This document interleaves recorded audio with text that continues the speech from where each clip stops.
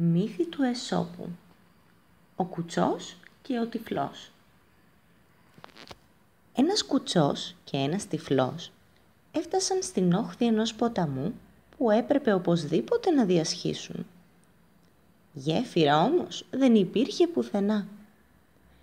Τότε ο κουτσός είπε στο σύντροφό του: «Θα μπορούσαμε να περάσουμε, διότι σε αυτό το σημείο το ποτάμι είναι ρηχό.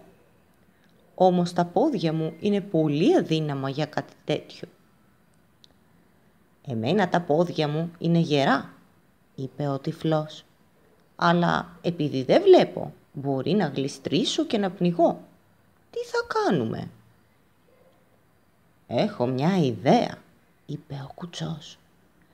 «Θα βοηθήσουμε ο ένας τον άλλο. Με τα δικά σου πόδια και τα δικά μου μάτια θα περάσουμε απέναντι χωρίς δυσκολία». Έτσι και έκαναν. Ο κουτσός ανέβηκε στους ώμους του τυφλού και καθοδηγούσε τα βήματά του. Οι δύο φίλοι κατάφεραν με τον τρόπο αυτό να διασχίσουν το ποτάμι με ασφάλεια. «Ενώνοντας τις δυνάμεις μας, καταφέραμε αυτό που στην αρχή φαινόταν ακατόρθωτο», είπε ο κουτσός. Και οι δύο σύντροφοι συνέχισαν χαρούμενοι το δρόμο τους. Ηθικό δίδαγμα: η συνεργασία νικά και τα πιο δύσκολα εμπόδια.